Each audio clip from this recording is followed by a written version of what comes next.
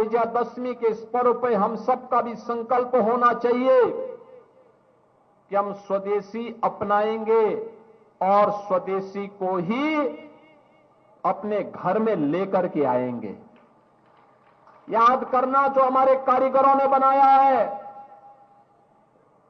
जो हमारे हस्तशिल्पियों ने, हमारे श्रमिकों ने जहां पे मेहनत की है, उस पर ही हम अपने पैसा खर्च करेंगे, क्योंकि अब पैसा हमारे श्रमिकों के पास जाएगा, हमारे कारीगरों के पास जाएगा, हमारे हस्तशिल्पियों के पास जाएगा, हमारे श्रमिकों के पास, हमारे इंजीनियरों के पास, हमारे कारीगर और हस्तशिल्पी और श्रमिकों के पास जाने वाला यह पैसा भारत का विकास करेगा, उत्तर प्रदेश को अग्रणी अर्थव्यवस्था के रूप में स्थापित करेगा। लेकिन अगर हम विदेशी सामान खरीदते हैं, याद करना, विदेशी पैसे को जो हम खरीदते, विदेशी सामान पे जो पैसा खर्च करते हैं, उसका मुनाफा विदेशों में जाता है और वही पैसा फिर भारत के खिलाफ लब जिहाद में,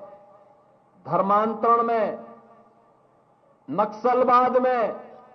आतंकवाद में, उग्रवाद में और भारत के खिलाफ षड्यंत्र करने में दुरुपयोग होता है।